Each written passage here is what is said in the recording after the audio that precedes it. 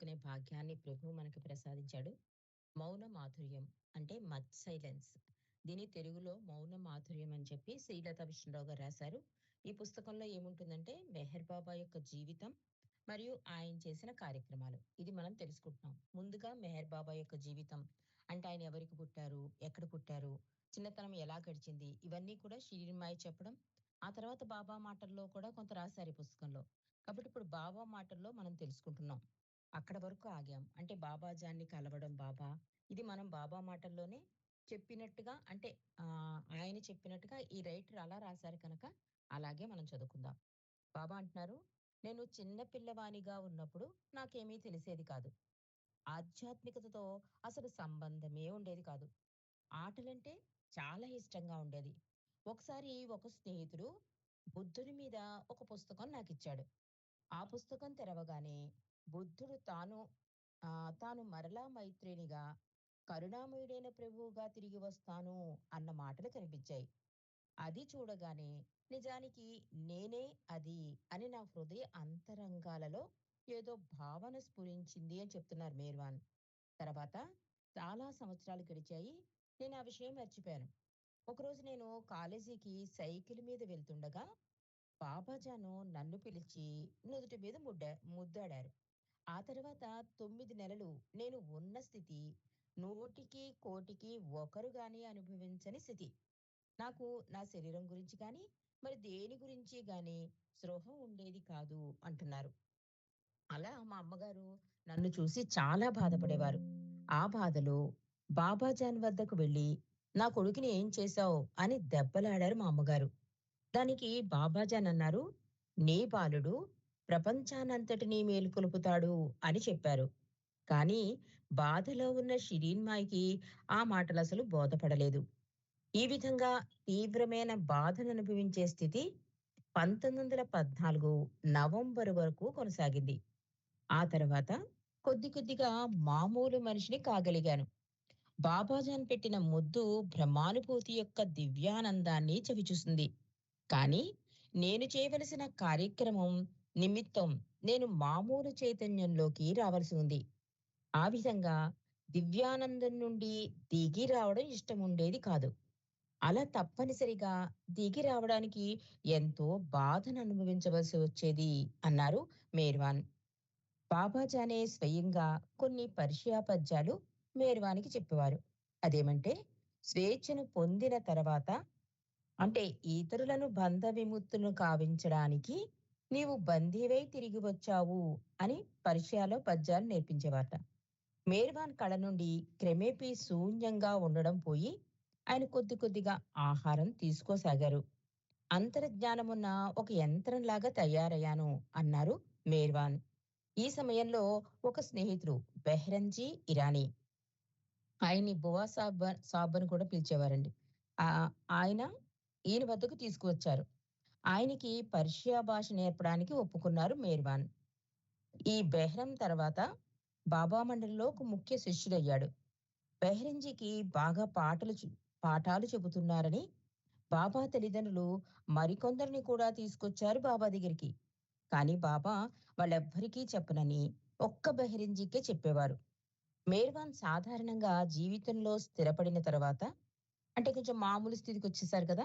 ఆయనకు సాధువులు, సత్పురుషులను సందర్శించాలనే కోరిక కలిగి వివిధ ప్రాంతాలకు వెళ్ళడం ప్రారంభించారు మేర్వాన్.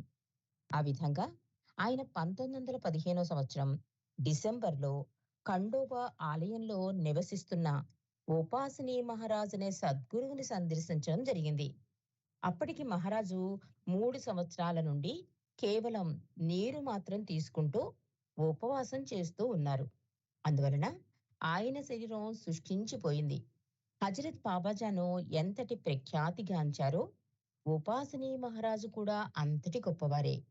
ఆయన మతపరంగా హిందువు, ఒడ్డు పొడుగు ఉండి ఒక గోనె బట్ట మాత్రం చుట్టుకుని ఉండేవారు. బయటికి వెళ్ళవలసి వస్తే మాత్రం చెప్పులేసుకునేవారు. ఆయనవి తీక్షణమైన చూపులు. ఆయన ప్రవర్తన తరచుగా వింతగా ఉండేది. ఒక్కొక్కసారి పిచ్చివాని వలె ఉండేవారు.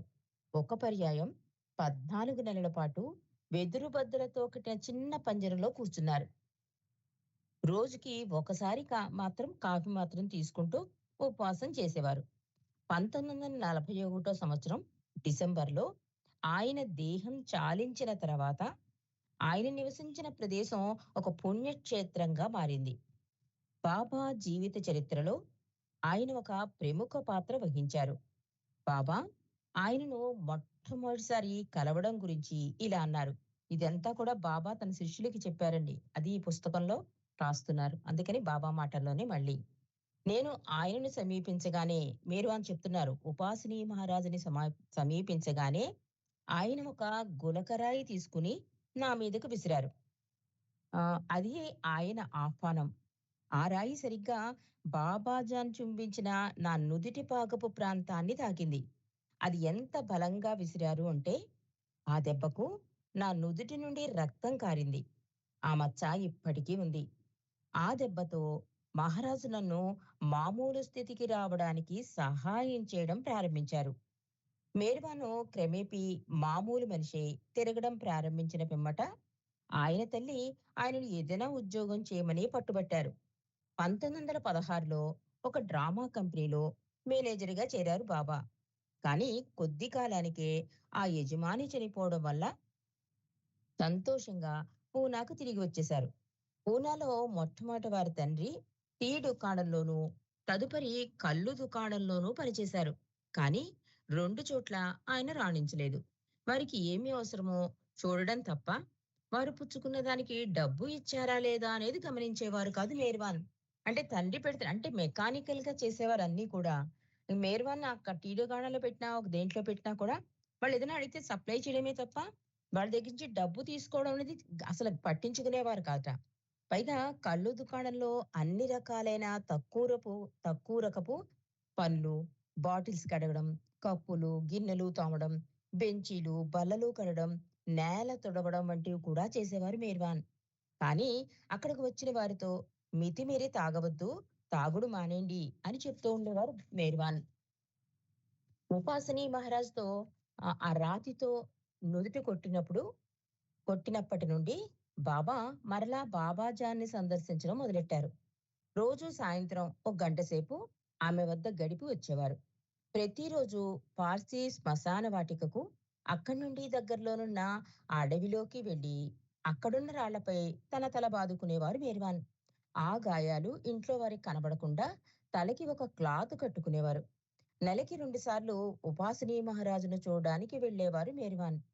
ఆయనతో ఉత్తర ప్రత్యుత్తరాలు కూడా జరిపేవారు. కానీ దురదృష్టవశాత్తు ఆ ఉత్తరావులేమీ ఇప్పుడు లేవు.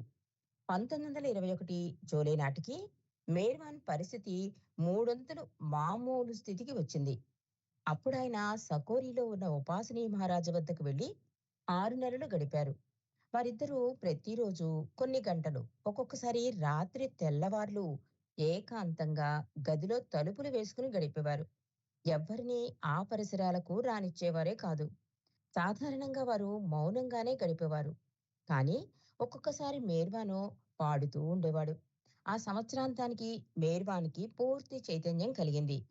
ఉపాసనీ మహారాజు గంభీరంగా ఆయనకు అధికారం అందజేశారు. జాన్ ది బాప్టిస్ట్ అన్నట్టు అంటే యేసు ప్రభువు గురించి చెప్పినట్లే వీరు కూడా తన శిష్యులకు అంటే ఇది పాశ్చాత్యులు రాశారు కనుక వాళ్ళకు కూడా అర్థమయ్యే రీతిలో చెప్తున్నారన్నమాట. యేసు ప్రభువుని గురించి ఎలా చెప్పారో తన శిష్యులకి ఈ జాన్ అన్న ఆయన, అలాగే ఉపాసనీ మహారాజు కూడా తన శిష్యులకి ఇలా చెప్పారట.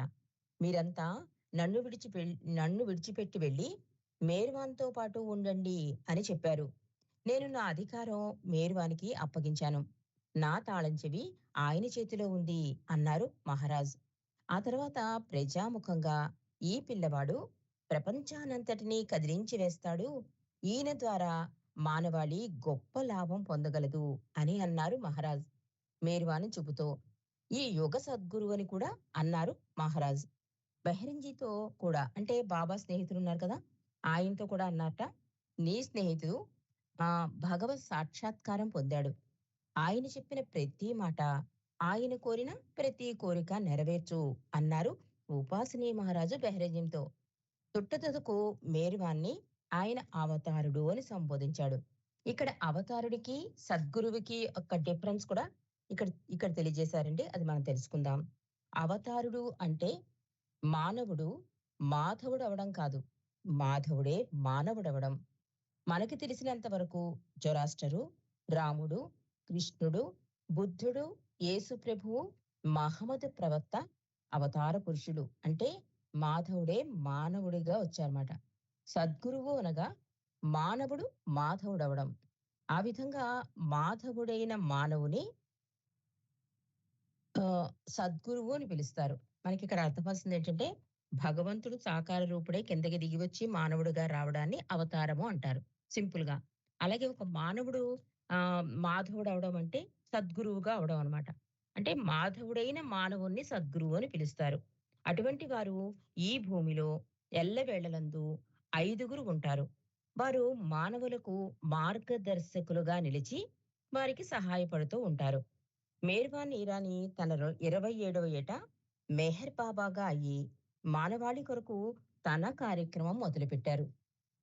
నెక్స్ట్ అధ్యాయంలో మూడో అధ్యాయంలో తీవ్రమైన కార్యక్రమము అనే చాప్టర్ పేరండి. అందులో రాసింది చదువుకుందాం. మిగిలిన అందరి సద్గురువుల చేత సద్గురువుగా గుర్తింపబడిన తర్వాత మేర్వాను తన కార్యక్రమం తీవ్రంగా ప్రారంభించక పూర్వం కొంతకాలం బాబా ప్రశాంత వాతావరణంలో గడిపారు. బాబాను గుర్తింపజేసిన సద్గురువులు ఐదుగురు. ఎవరు? హజరత్ బాబాజాన్, ఉపాసిని మహారాజ్, తాజుద్దీన్ బాబా, సాయిబాబా, నారాయణ మహారాజ్ మొదలగువారు. తాజుద్దీన్ బాబా సైనికునిగా పనిచేస్తూ ఉండేవారు. భగవత్ సాక్షాత్కారం కలిగిన పిమ్మట ఆ ఉద్యోగం వదిలేశారు. ఆయన అంత్యక్రియలకు ఈ మధ్యనే ఆయన బాడీ డ్రాపింగ్ అయింది. అది కూడా మనం తెలుసుకున్నామండి. ఆయన అంత్యక్రియలకు సుమారు 30,000 మంది వెళ్లారు. షిరిడి సాయిబాబా ఉపాసనీ మహారాజ్ గారి గురువు. ఆయనే మెహర్ బాబాను ఉపాసనీ మహారాజు వద్దకు పంపారు. నారాయణ మహారాజు రాజభోగాలతో పెద్ద బంగళాలో నివసించేవారు.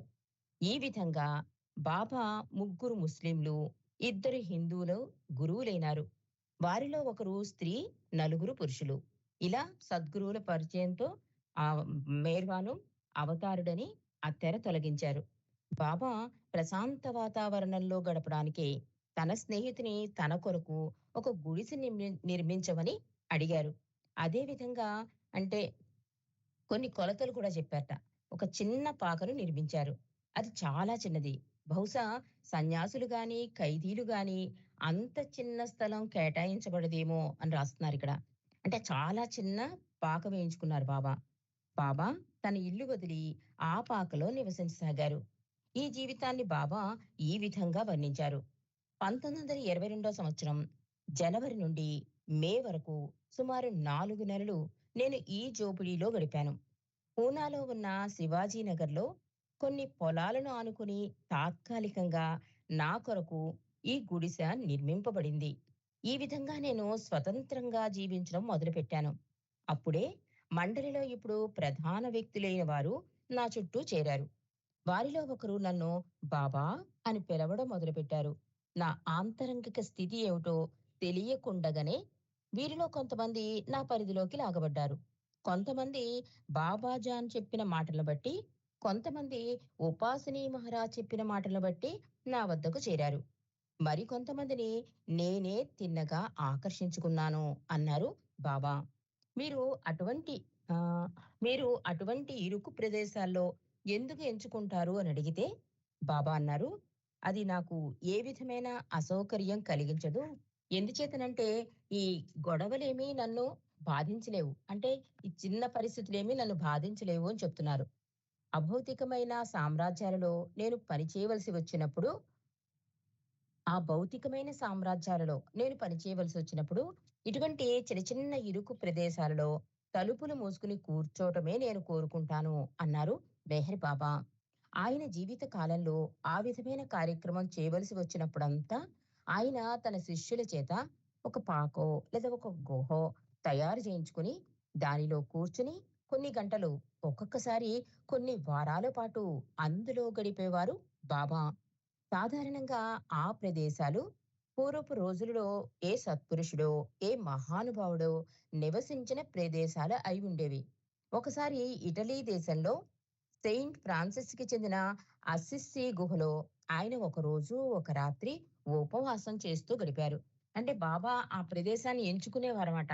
అది ఏంటంటే ఆ ప్రదేశం మామూలు ప్రదేశం అయ్యుండదు. అది ఒక సత్పురుషుడో, ఒక మహానుభావుడో కొన్ని తపస్సులు చేయడమో, అలాంటి పవిత్రమైన స్థలాల్లో బాబా చిన్న పాక గాని, గుహ గాని ఏర్పాటు చేసుకొని అందులో ఏకాంతవాసాలు చేసేవారు. ఈ లోపున బాబా ఇరుగు పొరుగు ఉండే యువకులను చేరదీసి వారితో స్నేహంగా ఉండేవారు. వారే అటు పిమ్మట బాబాకు శిష్యులుగా మారారు. ఇటువంటి వారిని 45 తీసుకుని 1922 సంవత్సరం మే నెలలో బాబా పూనా నుండి ముంబై అంటే కాలినడకన ప్రయాణమయ్యారు. వారిలో 12 మంది మహమ్మదీలు, 11 మంది బాబా కుటుంబం వలె జొరాస్ట్రియన్లు, మిగిలిన వారు హిందువులు, బొంబాయి ఉన్నారు. అంటే మొత్తం 45 మందిలో 12 మంది ముస్లిమ్స్ ఉన్నారు. 11 మంది జొరాస్ట్రియన్లున్నారు. మిగిలిన వాళ్ళందరూ హిందువులని చెప్తున్నారు. బొంబాయి చేరగానే బాబా ఒక పెద్ద బంగళా తీసుకుని మొట్టమొదటిసారిగా తన ఆశ్రమాన్ని స్థాపించారు. ఆ బంగళా పేరు మంజిల్ ఇమీం అంటే గురు గృహం అని అర్థం. ఆ ఇంట్లో 15 గదులున్నప్పటికీ సామాన్లేమీ లేవు.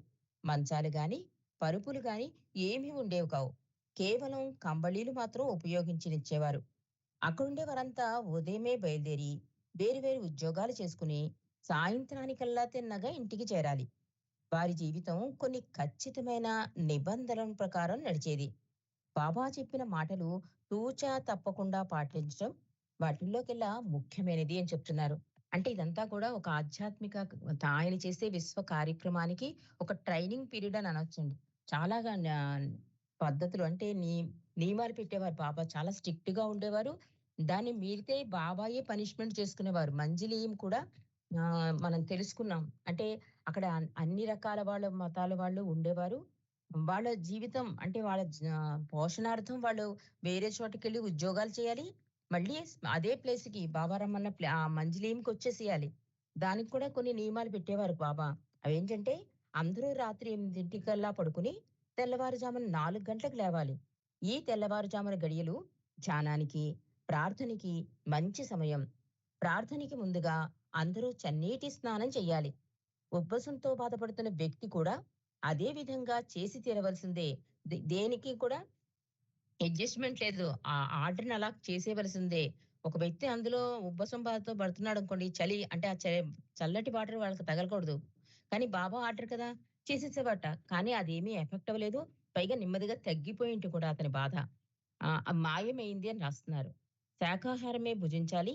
ఉపవాస రోజుల్లో తప్ప మిగతా రోజుల్లో కడుపు నిండా తినవచ్చు. మద్యపానం గాని, స్త్రీ సంబంధం గాని నిషిద్ధం. బయటకు వెళ్ళేవారు తమ డబ్బును, పరుసులను అక్కడే వదిలి కేవలం 2 అణాలు మాత్రం వారితో తీసుకుని వెళ్ళాలి. ఆ కాలంలో ఆ 2 అణాలకు టీ గాని, చల్లని పానీయాలు గాని దొరికేవి. ఎవరెంత సంపాదించినా అంతా కలిపివేసి దానితో అందరూ వసతులు చూసేవారు. అంటే అందరికీ అది అంటే అందరి వసతులు అంటే వాళ్ళ సౌకర్యాలన్నీ చూసుకునేవారట. ఎవ్వరూ కూడా నాది అంటూ ఏదీ ఉంచుకోకూడదు.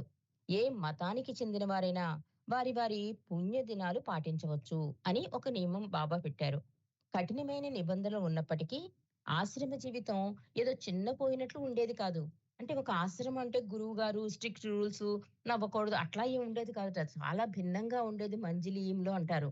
బాబాకు వివిధ రకములైన ఆటలంటే చాలా ఇష్టం. వాటి కొరకు కొంత సమయం ప్రత్యేకించేవారు కూడా.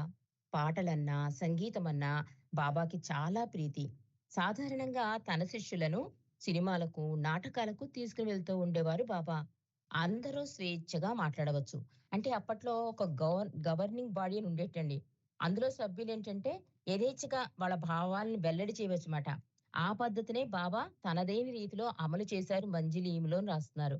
ఎలాగంటే ఉన్నట్టుండి బాబా అన్నవారట ఒక వ్యక్తిని, "నీ మనసులో ఏమనుకుంటున్నావో చెప్పు." అంటే ఉన్నది ఉన్నట్టు చెప్పాలి. అక్కడ మళ్ళీ అబద్ధం ఆడకూడదు. సర్వాంతర్యామి ఆయనకి అన్నీ తెలుసు కనుక వాళ్ళు కూడా ఉన్నది ఆ మనసులో ఏమనుకున్నారో వెంటనే టక్కని చెప్పేసేవారు.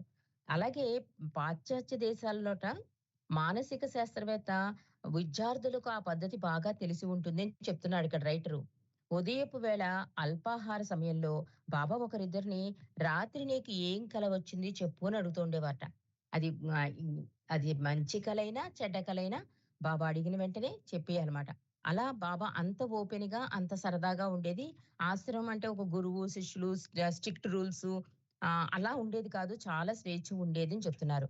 బాబాతో జీవితం మోసపోసినట్లు ఒకే రకంగా ఉండదని ఆయన శిష్యులందరికీ తెలిసిన సంగతే. ఎప్పుడు అనుకోనివి ఏదో పొంచి ఉండేవి. ఒకసారి బాబా ఉపవాసం చేస్తున్నా తన ఆశ్రమవాసులను పిలిచి 200 మంది ముష్టివాళ్ళని తీసుకుని రమ్మన్నారు.